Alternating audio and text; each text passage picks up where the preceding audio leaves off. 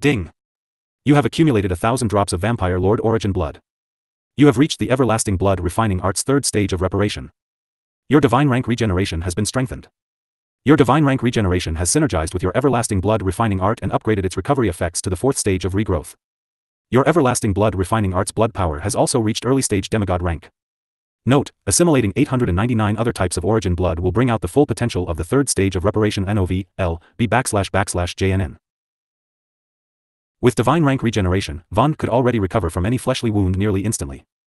On the other hand, the everlasting blood refining art's third stage of reparation allowed his inner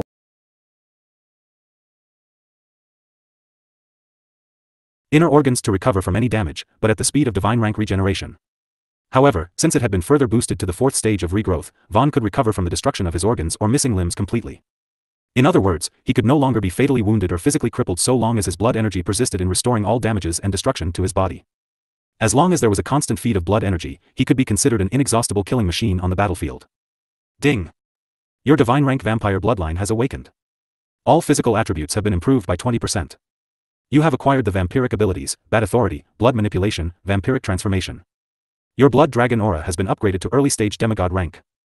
Blood Dragon Aura Power, 2500. Physical attributes. 1500-1800 defense, plus 300, early stage transcendent rank mid-stage transcendent rank, 2500 Blood Dragon Aura Power, total defense, 4000 to 4300, 300, late stage demigod rank. 1619-20 strength, plus 320, early stage transcendent rank mid-stage transcendent rank, 2500 Blood Dragon Aura Power, total strength, 41004420, 1320, late stage demigod rank. 1200-1440 speed, 240, early stage transcendent rank, 2500 Blood Dragon Aura Power, total speed, 37003940, 1240, mid-stage demigod rank. Celestial Dragon Wolf Transformation. Effect, 50% base physical attributes increase. 1800-2700 defense, 1900, mid-stage transcendent rank early stage demigod rank, 2500 Blood Dragon Aura Power, total defense, 43005200, 1900, late stage demigod rank half-step divine rank.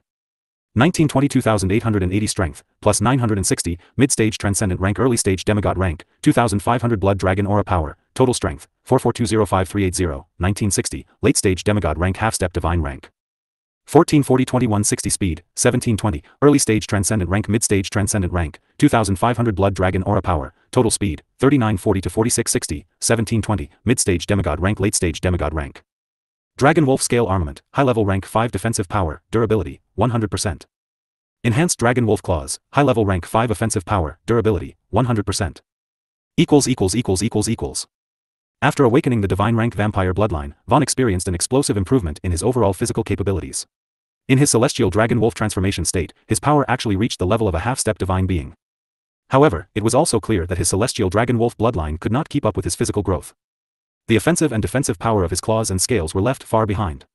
Nevertheless, this was to be expected since his celestial dragon wolf bloodline no longer monopolized his body but coexisted with his vampire bloodline.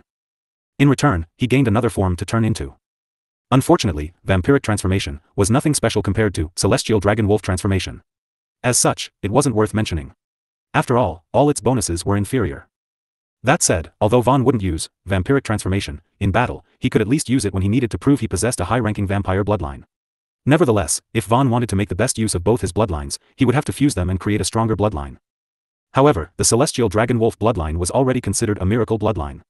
Vaan wasn't sure if he could create a stronger bloodline by fusing the celestial dragon wolf bloodline and his divine rank vampire bloodline.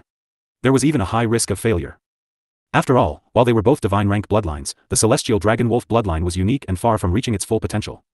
On the other hand, the divine rank vampire bloodline was already at its limit. As such, fusing the two was unlikely to promote a stronger bloodline. In fact, the celestial dragon wolf bloodline might degrade as a result of it. It seems I need to find a suitable bloodline to fuse with the divine rank vampire bloodline and create another unique bloodline first. Only then should I consider fusing it with the celestial dragon wolf bloodline, Vaan contemplated. Nevertheless, that was an objective for another time. After absorbing so many drops of divine blood, Vaan could feel his comprehension of the blood law nearing the divine rank. It was only a matter of time before the lock on Valifor's memories was unsealed. As such, Vaan continued to press forward. Ding! You have gained insights into the blood law. Your understanding of the blood law has reached 10%. The moment Vaan's comprehension of the blood law reached the divine rank, the blood-red star in his sea of consciousness immediately engulfed half of his sea of consciousness in its gloomy crimson light. Countless information was poured into Vaan's mind as his lost memories were returned to him. Black Moon City, Slum District. Inside a dilapidated house, a maidservant paced back and forth anxiously while holding a crying newborn in her arms. Despite her efforts to calm the 3-month-old baby, it continued to cry. Suddenly, the broken door was pushed before a beautiful woman clad in black rushed in. Her abrupt appearance prompted the maidservant to turn to look with alarm. However, upon recognizing the beautiful black-robed woman, her expression quickly turned to pleasant surprise. "My lady. Thank goodness you're finally back," the maidservant rejoiced before quickly asking, "Why did we move out of our principal home? Why do we have to hide in this shabby place? What exactly is going on?" "I don't have a lot of time to explain, so listen carefully, Summer," Vivian Calestis stated as she took her baby son from the maidservant's arms. She rocked her crying baby with one arm in an attempt to calm him while placing a stone necklace around his neck with the other. At the same time, she explained to her maidservant, "I don't know who or what, but some people or forces have been hunting down all the surviving participants from the expedition. As such, it's no longer safe to stay in our principal home. However, it isn't safe to flee back to the main family. The roads are all being watched. Even if we manage to flee the city, we will be bringing disaster back to the main family. This current crisis is definitely bigger than what the Calestis household can handle. That's why hiding in the slums is the safest option for you two," Vivian explained. "You too? What about you, my lady?" Summer asked with astonishment. "I can't stay with you too. My face has already been seen by many. Staying with you two will only endanger your lives as well," Vivian stated before instructing Summer, "I'm entrusting my son in your care. Please look after him." Shortly after, Vivian handed a storage bag containing countless mana stones and necessities to her maidservant. Summer was quickly stunned by the abrupt news. She realized her lady would leave and become bait to guarantee their safety. Although she wanted to advise her lady against such a decision, she was also fearful of losing her life. As such, she could only stand frozen on the spot. Meanwhile, Vivian looked at her baby son with motherly love and endless reluctance. She didn't want to leave him behind, but she also knew it was the best way to guarantee his safety. "I'm sorry I brought you into this world and failed to uphold my motherly responsibilities, little one. However, know that I will always love you and wish you the best life has to offer, no matter where I am in this world or the next. May this stone necklace carry my wish and protect you well in my stead," Vivian softly said to her son. "My lady, that sounds too ominous. It almost sounds like you believe you won't be able to survive through this crisis," Summer mentioned anxiously. "We can only assume the worst and prepare for it, Summer," Vivian shook her head, reluctantly handing her son back to her maidservant. "Then," she said, "I will secretly send you news every 7 days. If you haven't heard from me for more than 2 weeks, assume that I am dead and look after yourself, Summer. Take care now. I've already overstayed my visit," Vivian stated. Shortly after, she put on her hood and disappeared into the night. It was unknown where she was headed. Nevertheless, Summer dutifully looked after Vivian's baby son while anxiously looking forward to her news every 7 days. However, on the 7th day, Vivian's news never came. From then on, Summer knew they were on their own. Her lady left her son in her care and disappeared from the world. Considering how famous her lady had been, there must have been quite a few people who had seen her serving her lady as well. As such, what will happen to her? Although her lady told her the unknown people or forces were hunting people who had participated in the expedition, would they also look for people associated with them? After all, why were they hunting everyone who participated in the expedition? They had to be looking for something, right? Suddenly, Summer glanced down at the stone necklace hanging around the baby's neck. She immediately took it off the baby to study it. However, she failed to find anything special about it. Isn't this just an ordinary dried-up mana stone? This is practically garbage. Summer frowned with doubt. At the same time, her heart felt cold. If her lady truly loved her son, shouldn't she have left something valuable to protect him? Why would she turn a useless stone into a necklace and leave it to her son? Did my lady abandon us? Summer couldn't help but think. The days of living in uncertainty and fear were slowly wearing down on her mind. She couldn't help but think negatively. The baby's constant crying didn't make it any better for her situation here. Nevertheless, Summer managed to tolerate everything for 6 months before the dwindling necessities and wealth in the storage bag twisted her mind. Way. A baby's loud, irritating cry suddenly broke the temporary silence within the dilapidated house. Summer's expression quickly darkened. "Look at you, always crying and not having a single clue about the situation around you. It must be nice to live in ignorance. Can't you stop crying for once? Your mother has already abandoned us. Do I still have a reason to take care of you, you little shit?" Summer spouted gloomily. Previous chapter. Next chapter. Right after Summer snapped at the baby immediately went quiet, which surprised her. "Oh. Could it be that you understand me?" Summer uttered before frowning, "You're not even 1 year old yet, but you understand me?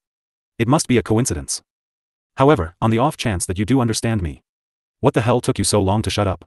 Are you purposely trying to make my life more miserable than it already is?" "No. I shouldn't be talking like this. How could I vent my anger and frustration on a baby? I'm sorry, young Master Varana. I shouldn't have said such nasty things to you. None of this is your fault, Summer reflected on her mistake. Alas, it was only a moment of clarity before her mind sunk into deeper darkness. The constant fear of anything brought out the worst in people. Wait. The infant Varana cried again as he felt hungry.n/o/vel/b/b/in.c//om. However, Summer did not accommodate his needs. The moment she heard his cry again, the nice side of her disappeared and was replaced by hostility again. And here I thought we could get along. Are you hungry? Well, guess what? I'm not going to feed you. Maybe if you shut up and give me peace of mind for some time, I might consider it. Otherwise, you can forget it. You might be a baby, but you are going to have to start learning the house rules today, you little demon, Summer spat. However, baby Varana did not become silent this time. Instead, he cried even louder. In turn, Summer's despairing mood plummeted further. She responded to his cry by covering his mouth with a blanket.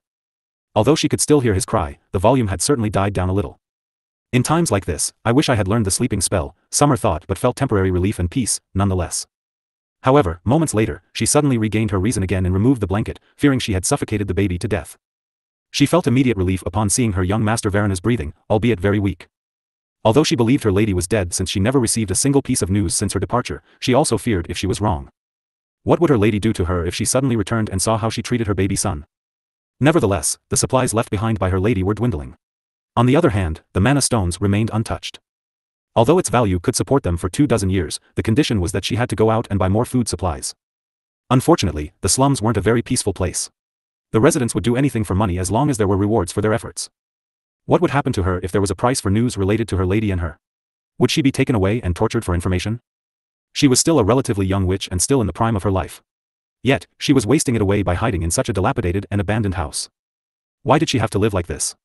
What wrong has she done? Was it also wrong to wish for a better life? Why must she accept such a situation? Who could she blame for her present situation? Her lady? Or the people or forces hunting her? Or maybe even the world itself? Summer suddenly started feeding her young Master Varana baby formula milk, hoping to nurse back his health and energy. Although it would be easier if he died, she also realized she couldn't let him die so easily. Otherwise, she wouldn't have anyone to vent her anger and frustration on. Moreover, how could she make up for the past 6 months of torment the baby had given her? Day by day, Summer's thoughts became increasingly twisted and sinister. In normal circumstances, she would have done a good job taking care of young Master Varana and raising him. However, her chaotic environment did not allow it. The constant violence and gossip on the streets did not grant her any good sleep. More often than not, she would wake up a few dozen times a night due to various noises. As such, she was in a constant state of mental exhaustion. Having to take care of a newborn baby who required care and attention every couple of hours only made it worse.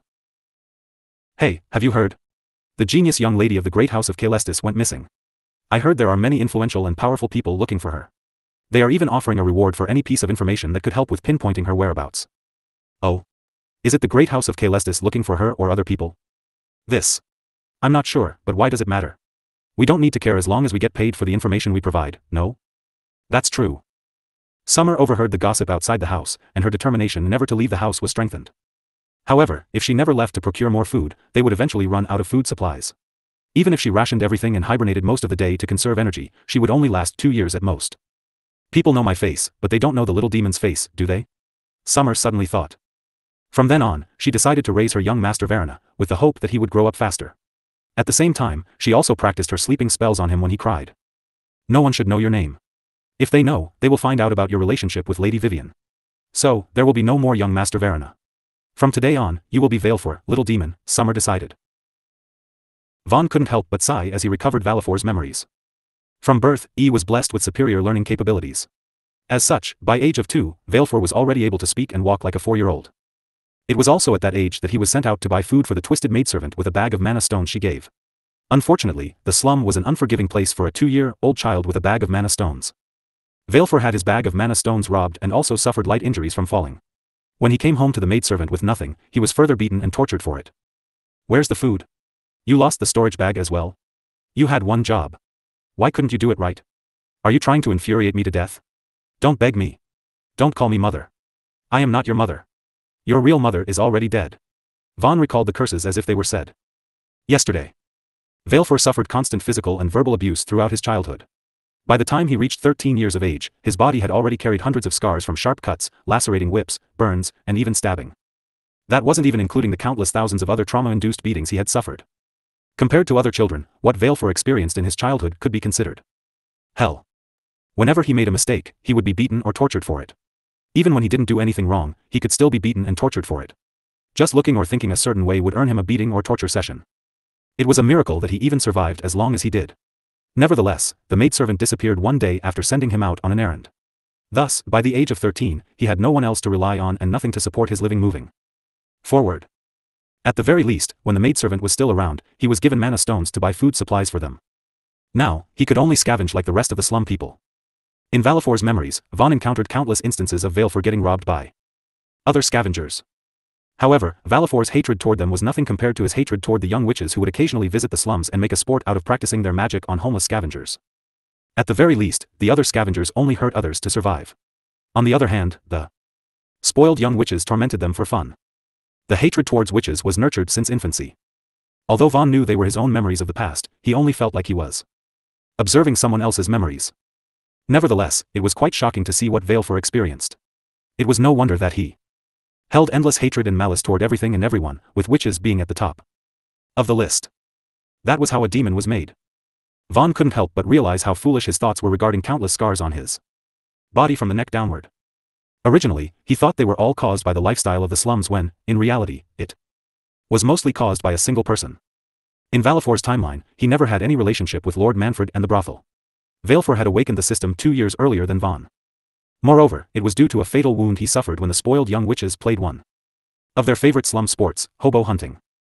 Funnily enough, the leader of the spoiled young witches was the same daughter of the city lord who he had killed in the present timeline, Isabel. The only difference was that he had killed her 2 years later than Valefor did. However, it was also another important turning point in their lives. After all, the death of Isabel in Valefor's timeline pushed him into a life of constant running and fighting against the authorities of the Black Rose Kingdom. Sigh. Vaan couldn't help but sigh after learning about the first 18 years of his present life. If he had not overcome multiple challenges and glimpsed into his myriads of reincarnations, even he wasn't so sure he could keep his sanity regarding Valefor's childhood experiences. Such a hellish childhood would certainly shape the future course of Valefor's entire life. As such, it was also easy to imagine how Valefor lived his life after awakening the system. His witch hunts would no doubt attract people to kill him, but also people who would aid in his witch hunts. From joining a witch-hunting dark organization to becoming a general under one of the 7 great devils of Gehenna, Valefor's life was filled with blood and slaughter. However, his merciless slaughter and rapid improvement made even the great devils feel threatened. Despite joining Gehenna, Valefor still ended up fighting the great devils of Gehenna, Not exactly surprising. Vaan mused as he went over Valefor's memories.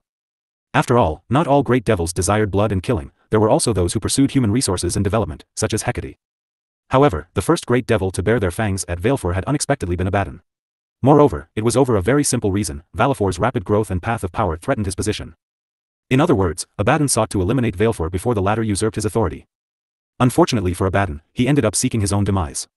Furthermore, his divine blood became further fuel for Valefor's rapid growth, alarming the other great devils. To think Valefor also killed Helcan and Astarte and seriously injured Hecate and Mephistopheles before Thanatos intervened. Vaan thought with surprise. In his opinion, Thanatos had acted quite late. Furthermore, in Valefor's memories, Thanatos had actually failed to put a stop to Valefor's rampage. The death law was unable to kill Valefor's body and soul due to the power of the blood law and eternal soul. With Thanatos's greatest power being ineffective against Valefor, Thanatos was beaten terribly, over and over again, for his transgression. Valefor had repeatedly destroyed his body and soul. However, Thanatos was able to come back to life like an undying fourth-dimensional being. Even so, being reduced to a punching bag dealt a serious blow to Thanatos's mental state. He was actually beaten so badly that he developed trauma over it and never came out of his dwelling place again. As a result, Valefor became the new realm lord of Gehenna. However, not long after, Valefor started a realm war with Nightmare. Or rather, Nightmare started a realm war with him due to the countless witches who died at his hands. Nevertheless, it surprisingly took 100 years to reach that point. Although Valefor had grown rapidly in the beginning with the system, he had also become overly reliant on the system to improve. As a result, his advancements became much slower in the later stages. Moreover, there was also a lack of opportunities in Valefor's timeline. It almost seemed like the Red Dragon clan didn't exist in his timeline. Valefor never encountered the 10,000-year stalactite milk in the underground cave of the Black Moon region or the divine rank stalactite milk in the subterranean region beyond the moon's dimensional crack. Even the great Rathalos Empire's Black Mountain didn't exist in that timeline. Vaan couldn't help but sigh again. It became clear that all these opportunities were quite possibly a result of the Lord of Chaos's excessive meddling. He was practically spoon-fed these opportunities. You seal away my knowledge to higher-end cultivation techniques and arts, but you bless me with various opportunities? What exactly are you thinking, Lord of Chaos? Vaan wondered. He couldn't help but shake his head. If the Lord of Chaos truly wished to let him develop on his own and open up a new possibility, he shouldn't have meddled with so many changes. Otherwise, it was no different from being guided. I thought I could find some answers in these memories. But while I did find some answers, I've also gained many more questions. Vaan Riley lamented. Shortly after dispersing his subspace and returning to the solitary void of space near the moon, Vaan pushed his fourth-dimensional sense to the limits. However, he couldn't discover anything out of the ordinary. Lord of Chaos, are you there? Vaan decided to ask. Vaan's question was greeted with silence. At first, it seemed like his call didn't produce any results. However, his fourth-dimension sense did, in fact, pick up something. The world itself seemed to have shuddered ever so subtly as if some outside force had nudged it. Whatever it was, Vaan figured it might have been related to the Lord of Chaos. Perhaps the Lord of Chaos heard his call but decided not to respond to him or meet him. Whichever was the case, Vaan also believed he wasn't ready to meet such an apex being. After all, if the Lord of Chaos actually emerged to meet him, his action could attract the unwanted attention of other powerful beings who might wish for his death. In this case, the Lord of Chaos would have no choice but to rewind time again or bring him away. Those were undoubtedly undesirable outcomes. Of course, Vaan could be overthinking the matter and overestimating his importance to the Lord of Chaos. However, he couldn't help but have the nudging feeling that was the situation. I'm not your elder brother yet. However, I won't keep you waiting much longer, Vaan uttered. The worldly dimension seemed to have shuddered subtly again. Vaan was aware that he was far too weak, and his memories of Verena were also too incomplete for him to be considered the Lord of Chaos's older brother. However, that wasn't why the Lord of Chaos didn't come out to meet him when he called. At the end of Valifor's 10,000 years of life, some clue suggested Chaos was divided between the Lord of Chaos and a powerful foe, who even the Lord of Chaos couldn't easily deal with. Thinking back on it, Vaan recalled it had been 2 chaos cycles since Verena's death. He wondered if any of the outer beings Verena encountered on his journey outside of Chaos ever found their way to it. In fact, Vaan couldn't help but wonder if the one who killed Verena also found its way to Chaos. If there was such a situation, he couldn't even begin to imagine what kind of terrible plight Chaos had found itself in. Perhaps the Lord of Chaos was also preparing to face such a seemingly undefeatable being. After all, considering the Lord of Chaos had meddled so much with his memories, he would have also read through all the memories of Verena and his past reincarnations. Such a thing didn't seem to be impossible for the Lord of Chaos. Nevertheless, Chaos's problem was too distant for the current Vaan to be worrying about when he had not even entered the divine rank yet. More importantly, there were a few places in Pangaea he wished to visit. In Valifor's timeline, Golden Dragon Pangaea was completely dead by the time Valefor had learned of its existence.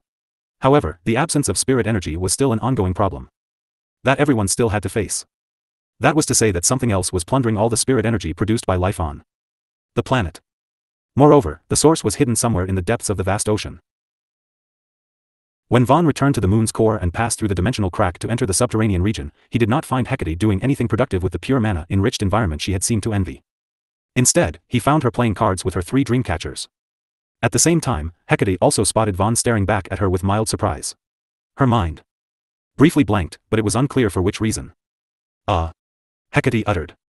So, you are the reason behind the Lady Dreamcatcher's habit of playing cards, Lady Hecate? Vaan casually mentioned with curiosity. What? Hecate blinked before quickly turning to Fourth Dream, chiding her, see this? I told you that you shouldn't have suggested playing cards. Now, Sir Vaan thinks little of me. What? Fourth Dream's mind also briefly blanked before she cried with outrage, but, mistress, it was MF. Alas, before Fourth Dream could finish defending herself against Hecate's blatant accusation, her mouth was sealed with magic. What a disobedient child. How could you talk back to your mistress? Hecate chided half-heartedly before coughing awkwardly, ahem, I'm sorry you had to see something like that. Sir Vaan. Oh, don't be, Lady Hecate. I'm glad I did, though, Vaan softly chuckled. Ahem. Hecate coughed again before changing the subject, you succeeded, Sir Vaan. Vaan calmly nodded, knowing what Hecate was asking. As such, he also demonstrated his ability to control his everlasting blood. Hecate sensed his blood power and was immediately stunned by his progress. However, having studied both the everlasting blood mantra and the divine blood refining art, Hecate also noticed something was different about his blood aura that didn't quite fit either of the two. Something doesn't seem right about the aura your blood power is giving off, Sir Vaan. Hecate mentioned with doubt. Oh. Vaan raised an eyebrow before casually explaining, that is probably because I merged the everlasting blood mantra and the divine blood refining art and cultivated it as a single blood art, Lady Hecate. You did what now? Hecate started hyperventilating as her chest heaved up and down due to the shocking news she had just received. Vaan had done something seemingly impossible and outrageous, but he had also reacted as if it was nothing special. How could any knowledgeable person react calmly to something that shocking? Do you know how incredulous of a feat that is, Sir Vaan? Hecate asked after calming herself down. What about it, Lady Hecate? Vaan replied calmly. Hecate's chest started heaving up and down as she felt unnerved by Vaan's nonchalance. despite achieving something world-breaking. At the same time, Vaan's gaze followed her chest movements. Nevertheless, Hecate did not pay attention to the focus of Vaan's gaze. She was too shocked by his achievement. She could still attribute it to his peerless intellectual talent if he had combined the divine blood refining art with another technique to create superior art. However, it was a different story for the everlasting blood mantra, which had potential origins dating back to the primal chaos era. Creating a superior technique or art out of its combination would take more than just talent. Even true divinities might not boast they could perform such a casually. Nevertheless, after everything was said and done, the divine blood refining art was still inferior compared to the everlasting blood mantra. As such, while it was shocking and groundbreaking, it could still be accepted after some time. However, if Vaan had actually combined the everlasting blood mantra with another technique or art of the same quality, that would truly flip chaos on its head. Sometime after calming down, Hecate suddenly smiled, and her thoughts became unreadable. It seems anything seemingly outrageous and unbelievable to other people would be treated as normal and to be expected by you, Sir Vaan. I should try to get used to that, Hecate stated wryly. Vaan smiled back. But at the same time, his gaze also flickered with an imperceptible glint of deep thoughts. Anyone else in Hecate's shoes would have wondered how he could achieve such a feat without an unbelievable understanding and knowledge of cultivation. However, Hecate remained silent on that topic. It could be that she was just being considerate and not wanting to pry. However, Vaan would rather believe she knew something about him or had some suspicions regarding his identity. After all, he had not been prudent and left multiple clues in return for more information from Hecate. Given her intellect, he wouldn't find it surprising if she had already figured him out from the first clue. Moreover, even if he didn't do anything, she should have also noticed something due to the preferential treatment she gave him as a result of the boundless sea and sky aura's effects. As far as Vaan was aware, the boundless sea and sky aura promoted goodwill but didn't rob intelligence from sea and sky beings. As such, its power could be easily recognized by anyone knowledgeable about the Lord of the boundless sea and sky. Furthermore, the Lord of the boundless sea and sky was on par with the Lord of chaos. Thus, his influence had to be quite far-reaching throughout chaos. Without all those points taken into account, Hecate wouldn't try to expose or pry into his past life identity as a safety precaution, even if she realized he was the reincarnation of the Lord of the boundless sea and sky aura. Hecate had already stressed to Vaan about how taboo the mention of the Lord of the boundless sea and sky was before. Vaan understood why Hecate refrained from openly prying into his past life identity. After all, if she were caught and had her memories searched by a powerful being one day, they would not find anything about him being the Lord of the boundless seas and skies since they would only see her memories and not her thoughts. When will we carry out the contract ceremony, Lady Hecate? Vaan suddenly asked. Are you in a hurry to get rid of me again, Sir Vaan? Hecate replied rhetorically, putting Vaan on the spot. However, shortly after, she smiled and said, consolidate your foundations and mental state, Sir Vaan. We can begin in the next 24 hours. Alright, Vaan nodded. He didn't intend to rush it. After recovering Valifor's memories, he still had a lot of things on his mind. He was plagued with a number of questions and doubts. For example, what was the origin of Earth? Did the Lord of Chaos plant the memories of his life on Earth? In his opinion, his life on Earth was very ordinary and lackluster. However, if he were to compare Earth to Pangea, Gehenna, or even the rest of Chaos, it would be very special in its own way. Human evolution was progressively much slower and only achievable through the power of science. As such, it was fundamentally different from any other world he was aware of. Different laws governed it. Humans weren't granted any special powers or longevity. They could only make the best out of their short lives while hoping for society to make technological breakthroughs and increase their limited time on Earth. It almost seemed as if Earth was specifically designed to make humans enjoy mortal life. What was the original intention behind the existence of such a world? To redefine or re-evaluate the purpose of life? Or something else? More importantly, where was Earth located? Although these were questions Vaan would like to know, he also knew he wouldn't find the answer by pondering over the matter. N/O/Vel/B// After exchanging a few words of pleasantries, Vaan excused himself and decided to return to the Black Rose Empire. Seventh Dream and Ninth Dream glanced at Vaan's departing back in a daze. They couldn't help but think back to Fourth Dream's passionate moment with him and wonder how she had felt during that time. It was a subject that had strongly aroused their curiosity. However, they did not know how to approach Fourth Dream regarding the matter. They didn't want to make her uncomfortable with their curious questions. However, Hecate didn't have any of these reservations when it came to her dream catchers. She locked onto Fourth Dream and said, I think it's time for some gossip, children. So, Fourth Dream, how did your first time with Sir Vaan? Yeah, Fourth Sister. Tell us about it. Seventh Dream and Ninth Dream happily chirped after hearing Hecate's question. At the same time, with all their sudden attention on her, Fourth Dream was immediately dumbfounded.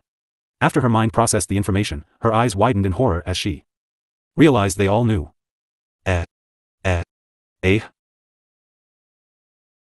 Black Rose Empire, Della Rosa Marquis 8. In recent days, Marquise Belline had been feeling increasingly lively and energetic, something she had not felt in a long while. As such, she had been taking advantage of her healthy body to go on tours around her territory, observing its development and liveliness. Seeing the general happiness of her people also filled her with satisfaction. I see you have been well, Marchioness Belline. It seems I have made a wasted trip. Vaan's sudden comment prompted Belline Della Rosa to look up at a roof on her left side. Lord Vaan, Belline uttered with pleasant surprise before smiling, how rare it is for you to visit this old lady. I suppose the recent improvement of my health had something to do with. You? Think what you like, but most of the credit goes to the dragons. If you wish to learn the details, you can ask them about it, Vaan casually replied. He may have played a major role in resolving the great Rathalos Empire's crisis, but the task of undoing the life-bound hex had been left to the dragons.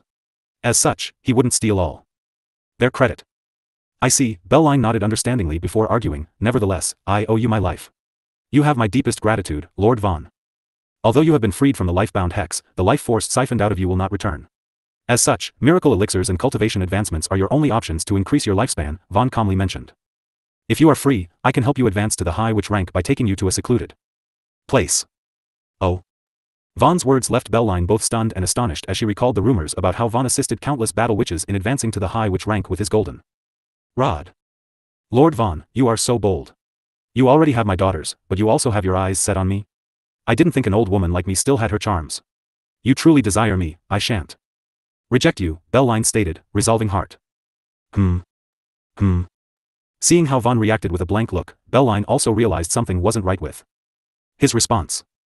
You've misunderstood me, Marchioness. I meant to say I could take you to a blessed land of cultivation, where witches can advance through the ranks much easier, Vaan humbly explained. In that instant, Belline's cheeks turned scorching hot with shame and embarrassment. She wanted nothing more than to disappear at that moment. At the same time, she realized the bold one wasn't Vaan but her. Ahem, I see. Belline tried to fix her composure, but the red shade of shame and embarrassment fled to her ears. If the blessed land of cultivation is as you say, I truly wish to experience it, Lord Vaan. However, I do need to notify my retainers of my departure first, if you don't mind, Belline mentioned politely. That's fine, Vaan acknowledged before asking in passing, Lady Lynetta and Lilias are not here, Marchioness Belline? No, those two ran off to Sunpeak City to look for you the moment they saw me getting better. Truly, birds will leave their mother's nest one day, Belline sighed before adding, you must have missed them if you didn't know, Lord Vaan. Vaan calmly nodded. Indeed, since he had been in deep cultivation until recently, he was quite behind on some news. Nevertheless, it was also true that he missed the two flowers of the Della Rosa household in the sense that he longed to see them again. His feelings for them were stronger than he had realized. It must have been Valifor's memories that made him want to cherish them more. After all, had he not encountered them during his escape from Black Moon City, his life might have turned out quite differently. It was also with their help that he could enjoy a period of stability in Red Pine City. As such, he owed them for making life easier for him during one of the most important periods of his life. We can pick them up along the way. I will also take them to blessed land to cultivate, Vaan decided before adding, hopefully, by the time they return to the Empire, they will be transcendent witches. Transcendent witches? Belline's mature body shook with astonishment before she asked, do you really think they have the potential to become transcendent witches, Lord Vaan? In the blessed land, anyone can become a transcendent witch with time and hard work, even if they don't have the talent originally, Marchioness Belline, Vaan assured. That's great. Belline exclaimed. She couldn't help but look forward to seeing the blessed land with her daughters. Although she had been rejected in a way, she didn't feel the least bit disappointed. She would happily offer up her body to repay her debt of gratitude to Vaan if he had desired it. Otherwise, she didn't have any feelings or attachments. Rather, she was happier to see that her daughters held a place in Vaan's heart. After all, anyone favored by Vaan would have a blessed and smooth life. He was like the son of heaven, his rise to prominence had been unstoppable and swift like it was a foregone conclusion. No one could change that, but the world was changing because of him. Ever since Great Devil Abaddon died, the Red Dragon clan's members became more proactive in the open. The young dragon elites no longer moved in stealth but flew freely in the open sky. At the same time, Kavat and the others also interacted more frequently with human leaders as they discussed their plans for the future. Much of their discussion involved opening new roads and trade routes between the united northern countries. There were also talks of clearing a path through the Thousand Fog Mountains and opening the Red Dragon clan to the public, allowing diplomatic and business visitations. Nevertheless, the main purpose behind opening the Red Dragon clan to the public was to borrow human power to transport rare minerals and resources from outside their circle of influence. Meanwhile, with Sunpeak City being the core focus of development plans and red dragons flying about in the sky as they worked on the final phases of the Heaven Reacher project, the region also became a hot sightseeing attraction. The top floors of every hotel in the city would be booked out so that people could observe the red dragons with a better view. Some people were even willing to pay higher prices for already booked accommodation rooms. People would go to surprising lengths just to see true dragon. Nevertheless, this was only limited to first-timers who had never seen a true dragon before. The locals were, more or less, used to the sight of them. At the very least, they wouldn't freeze in awe like they used to. When Vaan and Belline arrived in Sunpeak City's airspace via spatial shift, he immediately scanned the city for Lynetta's and Lilias's whereabouts.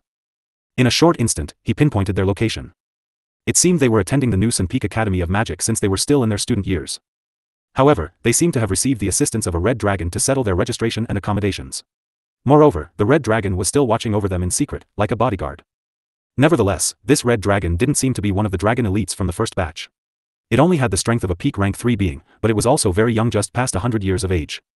Logically, it shouldn't be outside of the red dragon clan with this level of strength.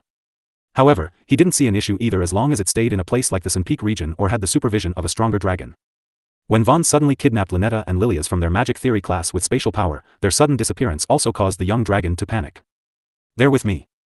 Ah, Supreme Leader." Vaan's timely message helped the young dragon calm down before he could go on a desperate search. Meanwhile, Lynetta and Lilias were surprised to find themselves in Vaan's arms when they were only listening to their lecture moments ago. Although they were taken away abruptly, they were beyond ecstatic to see him.